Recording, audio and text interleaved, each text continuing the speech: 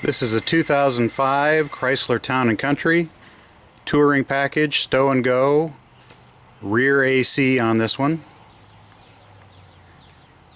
We've got a leak in the tube going back to the rear AC coil. Walked out today, noticed the 2005 Town & Country had a strange spot. It's a really strange spot to have a drip on this car, so let's see what's going on.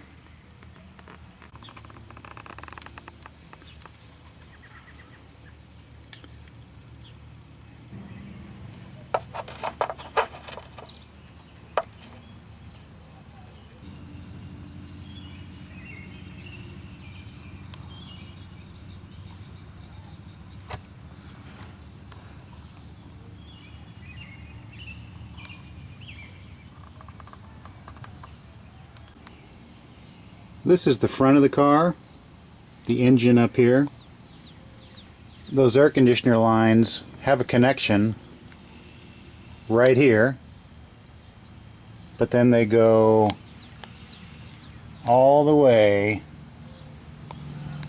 to the back of the car and turn in behind the rear wheel. Those lines eventually end up here behind the rear wheel and connect up there to some extension tubes and then on up to the rear evaporator coil. It's a pretty windy path. These are covered with rubber for their trip over the rear wheel and back on up to where that leak is at. These lines don't look rusted at all. It's extremely common that with rusted lines you'll have the leak at every one of these brackets or supports, but in this case these are nice shiny steel. I don't know if they're galvanized or if they're aluminum, but they're not rusty. But we definitely have a leak right here at this support. Stick my calipers on there and see what size line we've got. Outside diameter 0.634 inches.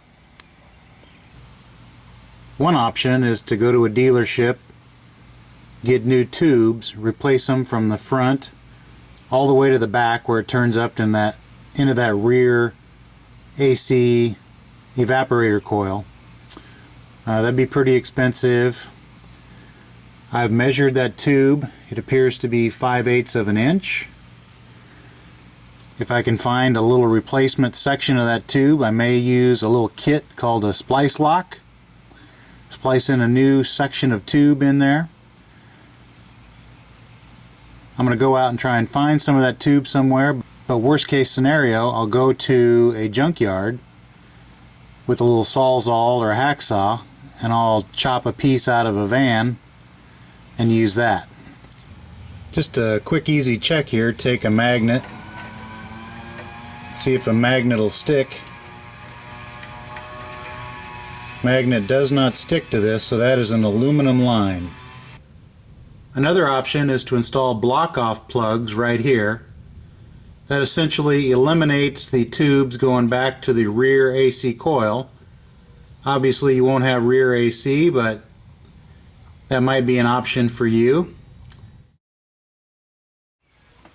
I'm looking at some options to repair that leak in the bigger suction line on the AC.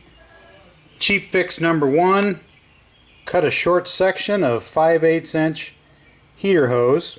I'm going to put a slit in it, slide this over the tube, tighten her down with a radiator hose clamp.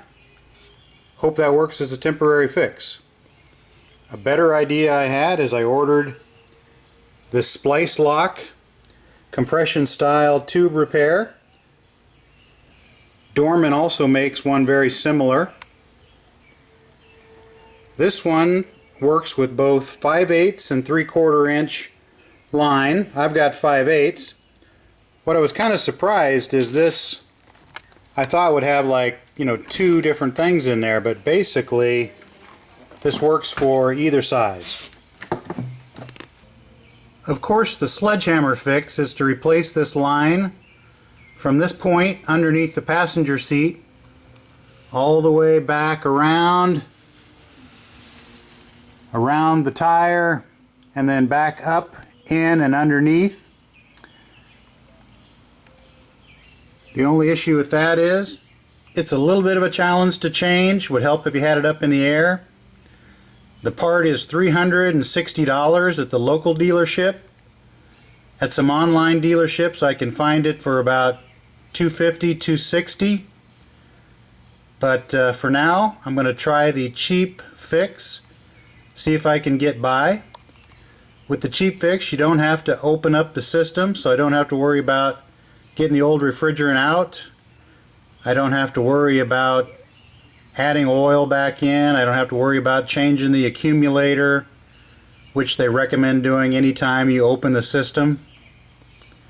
So we'll see if this quick fix works.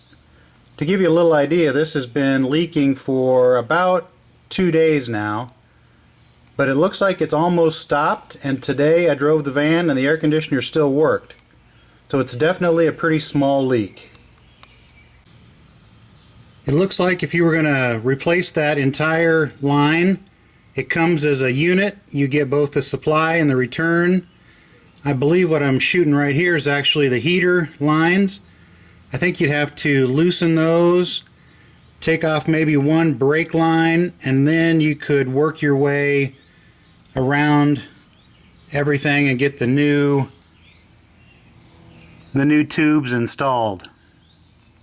You can kind of see up there that brake line. I think you might have to loosen that to allow you to get these tubes up in through here and then to their final resting place. Right there's the final resting place into the bottom of that extension tube.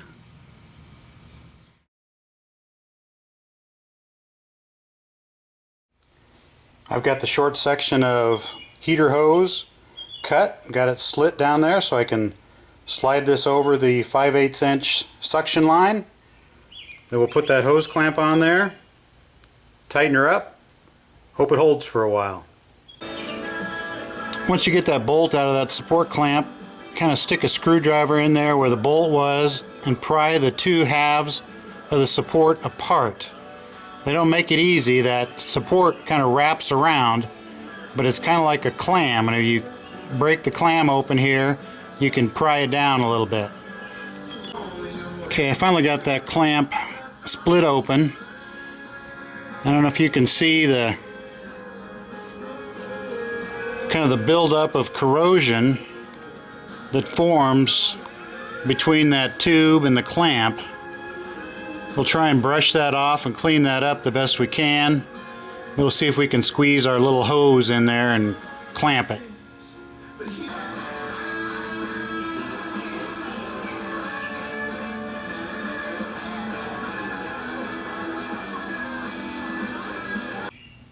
It's pretty tight up in here. I'd like to get this exhaust pipe out of the way, but it's hard to see, but I've got some emery cloth wrapped around the suction pipe tube up there.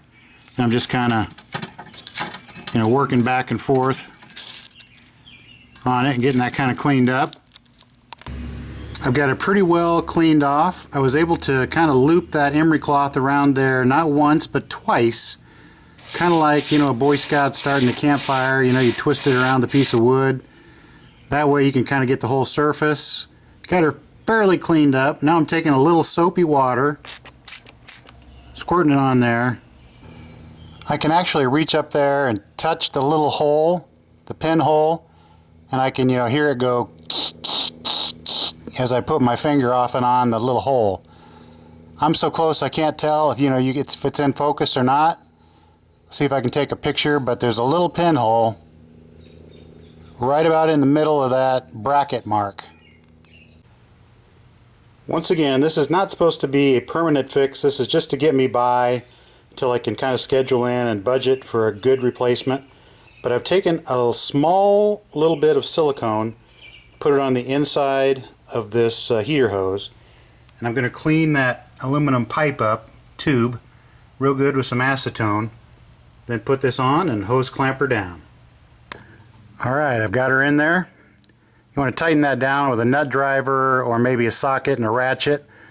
It's tough to get them tight enough with a screwdriver, so you can really crank on it. The tube still feels pretty solid.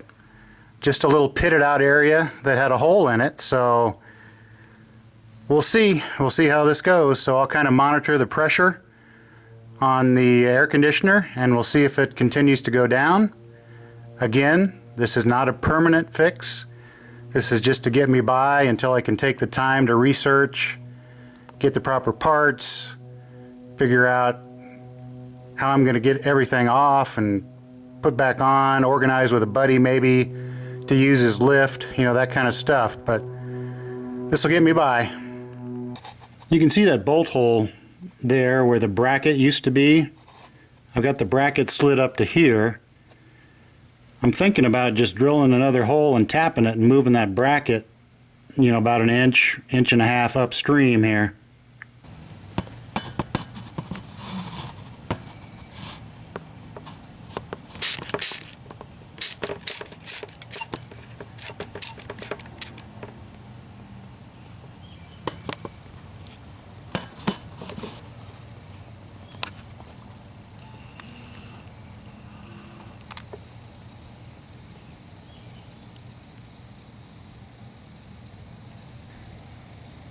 I don't see any bubbles.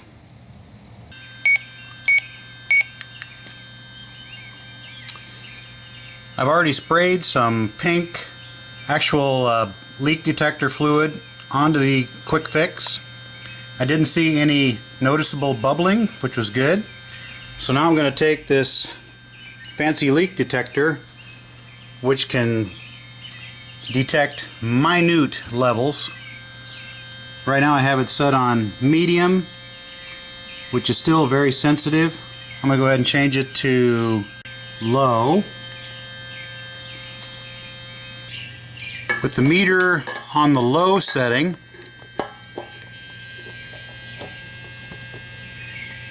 we do not detect any leakage.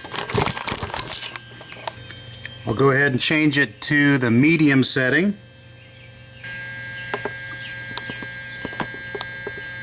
Not detecting anything even on medium. Switch it to the highest setting, most sensitive. Okay, there you can hear it.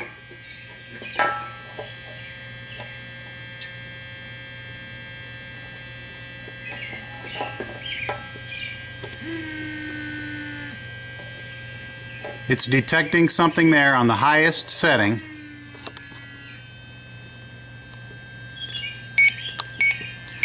I'll put the audible beeping on.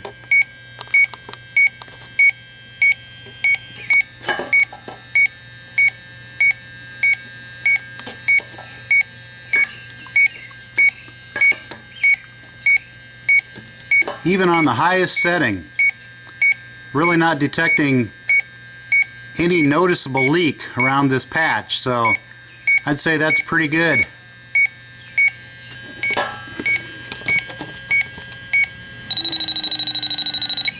We're detecting, you know, a little bit, but my gosh, this is the highest, most sensitive setting.